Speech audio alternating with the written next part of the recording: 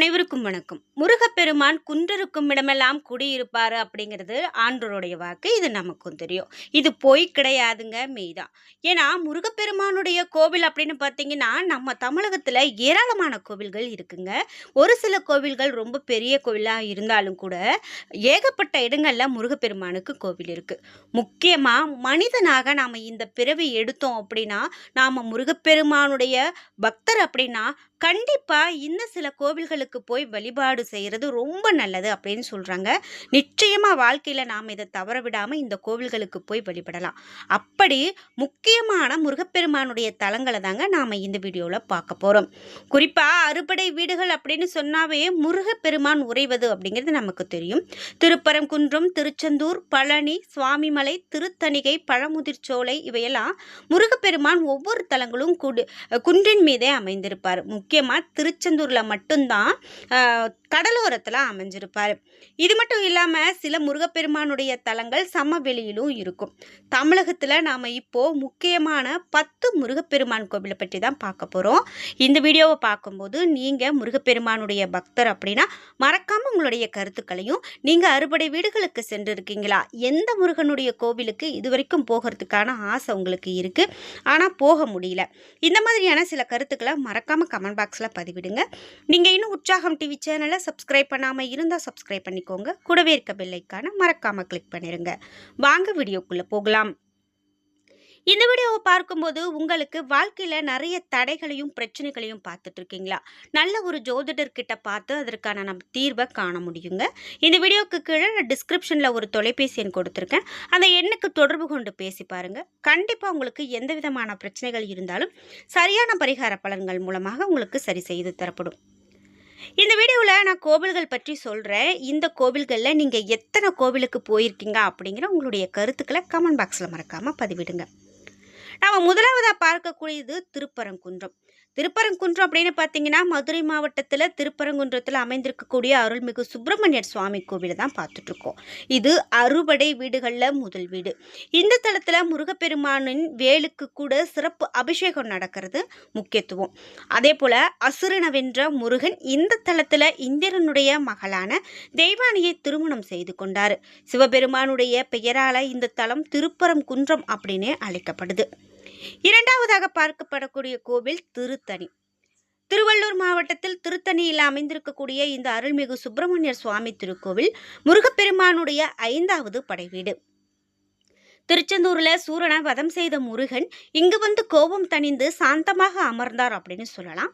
கோபம் தணிந்த இடம் அப்படின்னு சொல்றதால தணிகை என்ற இந்த திருத்தல பெயரே வரலாறாக மாறியது. முருகப்பெருமானுக்கு அபிஷேகம் செய்யப்பட்ட சந்தனம் பக்தர்களுக்கு பிரசாதமாக வழங்கப்படுவது இந்த கோவிலுடைய சிறப்புங்க. இதனை பக்தர்கள் நீரில் கரைத்து குடிக்கிறதால நோய் நீங்கும் அப்படிங்கிறது மிக பெரும் நம்பிக்கையா இருக்கு. இன்னைக்கு இந்த கோவில்ல இது மாதிரியாக நடந்துட்டு இருக்கு. நீங்களும் திருத்தணிகை போயிருக்கீங்க அப்படின்னா மறக்காம உங்களுடைய அனுபவத்தை கமெண்ட் பாக்ஸ்ல சொல்லுங்க. அடுத்ததாக திருச்செந்தூர். தூத்துக்குடி மாவட்டம் திருச்செந்தூர்ல அமைந்திருக்கக்கூடிய முருகத்தலம் அறுபடை வீடுகள்ல 2வது படை வீடு. இந்த தலம் முருகன் சன்னதியினுடைய மேற்கு திசையில இருக்கக்கூடிய ராஜகோபுரத்துல மூலவர் கடலை நோக்கி காட்சி கொடுப்பாரு. பிரதான கோபுரம் சுவாமிக்கு எதிரிலே, அதாவது கிழக்கு திசையில அமைந்திருக்கணும். அதே போல இந்த கிழக்கு திசையில அமைந்திருக்கணும். ஆனா இந்த பகுதியில கடல் இருக்கிறதால மேற்குல கோபுரம் கட்டப்பட்டிருக்கிறது அப்படின்னு சொல்றாங்க.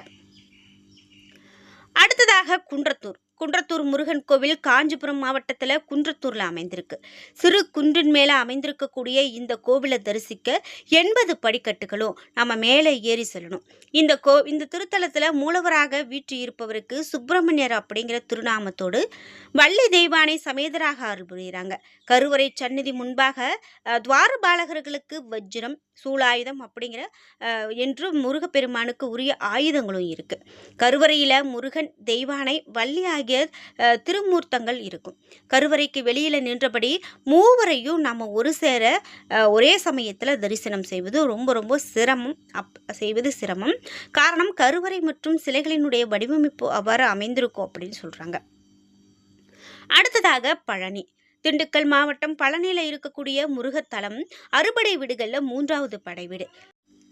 இந்த கோவில் மிகவும் புராதனமான கோவில் ஆகும் அப்படின்னு சொல்லலாங்க. ஏன்னா இந்த கோவில் பல நூறு வருடங்களுக்கு முன்னாடி தோன்றியது. ரொம்ப முருகப்பெருமானுடைய சிறப்பான கோவில். குன்றின் மீது அமைந்திருக்கக்கூடிய இந்த தல முருகன் தண்டாயுதபாணி சுவாமி அப்படின்னு திருநாமத்தோடு வணங்கப்படுறாரு. பங்குனி உத்திரம், தைப்பூசம், கந்த சஷ்டி இது போன்ற விழாக்கள்லாம் இந்த கோவிலில் ரொம்ப சிறப்பாக நடக்கும். அக்னி நட்சத்திரம் ஆகிய விழாக்கள்லாம் இங்கே சிறப்பாக கொண்டாடுவாங்க. வருஷந்தோறுமே லட்சக்கணக்கான பக்தர்கள் சுற்றுலா பயணத்துக்காக இந்த கோவிலுக்கு வரக்கூடியதை நம்மளால் பார்க்க முடியும்.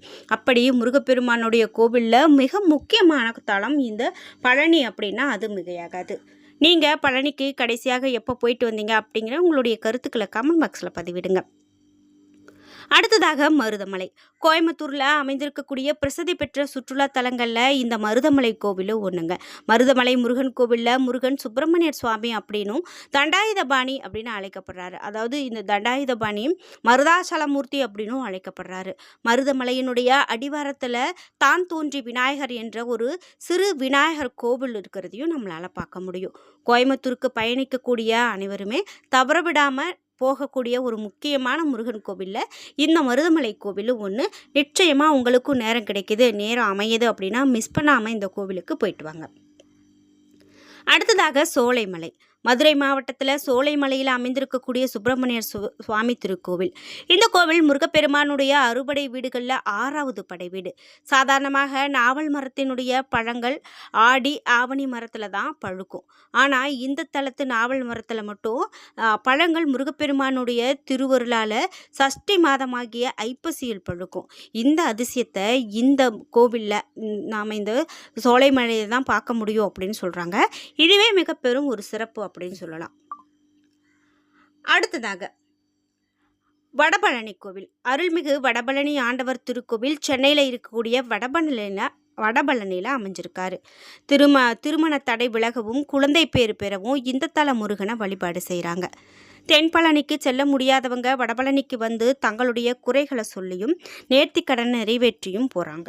அவர்களுக்கு கலியுக வரதனான வடபழனி ஆண்டவர் அருள்பாலித்து வராரு அப்படின்னு சொல்லலாம்.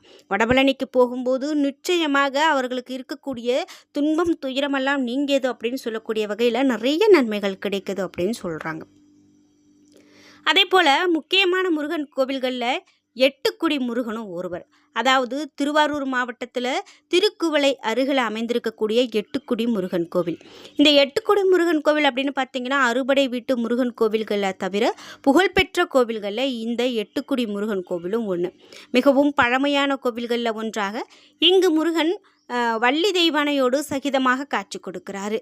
முருகன் அமைந்திருக்கக்கூடிய மயில் சிற்பத்துக்கு முருகன் அமைந்திருக்கக்கூடிய மயில் சிற்பத்துக்கு இங்கு தரையின் மீது இருக்கக்கூடிய ஆதாரம் அதனுடைய 2 கால்கள் மட்டுமே.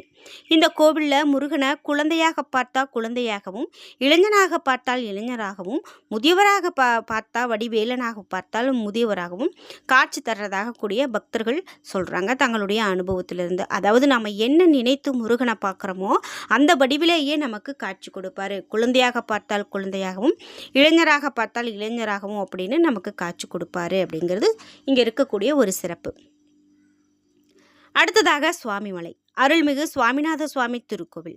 தஞ்சாவூர் மாவட்டத்தில் சுவாமி மலையில் இருக்கக்கூடிய இந்த கோவில் ரொம்ப பிரசித்தி பெற்றது. இது 4ஆம் படை வீடு. அதாவது அறுபடை வீடுகளில் 4ஆம் படை வீடு. சிவபெருமானுக்கு பிரணவ மந்திரத்தை உபதேசித்து சுவாமிநாதராக முருகப்பெருமான் வீற்று இருக்கக்கூடிய கோவில். தன்னுடைய பிள்ளையினுடைய வாயால் பிரணவ மந்திரத்தினுடைய பொருளை கேட்டு மகிழ்ந்தார் சிவன். அதுவும் தன்னுடைய பிள்ளை குருவாக வீற்று இருக்க தானே சீடனை போல அமர்ந்து கேட்டாராம். அதனால் சிவகுருநாதன் அப்படிங்கிற பெயரையும் இந்த தல முருகப்பெருமான் பெறுகிறார் அப்படின்னு சொல்லலாம். அதாவது மற்ற கோவிலை காட்டிலும் தந்தைக்கே உபதேசம் செய்த திருக்கோவில் அப்படிங்கிற மிக பெரும் சிறப்பை பெற்றிருக்கக்கூடிய முருகனுடைய கோவிலில் இந்த கோவிலும் ஒன்று அப்படின்னு சொல்லலாம். அதாவது நம்ம எத்தனையோ கோவில்களுக்கு முருகப்பெருமான் கோவில்களுக்கு போகிறோம். எல்லா கோவிலுமே சிறப்பு தான். இருந்தாலும் ஒரு குறிப்பிட்ட 10 கோவிலுக்கு நம்ம போகும்போது அது வாழ்க்கையில் மிகவும் நன்மையை கொடுக்கும் அப்படின்னு சொல்கிறாங்க. நாம் தவற விடாமல் போகக்கூடிய 10 கோவிலை பற்றி தாங்க நாம் இப்போ இந்த வீடியோவில் பார்த்தோம். நீங்கள் முருகப்பெருமானுடைய கோவில் பக்தர் அப்படின்னா மறக்காமல் உங்களுடைய கருத்துக்களை சொல்லுங்கள். முக்கியமாக இந்த 10 கோவிலில் நீங்கள் எத்தனை கோவில்களுக்கு இதுவரைக்கும் போயிருக்கீங்க, இதுவரைக்கும் போனதில்லை, உங்களுடைய கருத்துக்களை கமெண்ட் பாக்ஸில் பதிவிட்டுருங்க.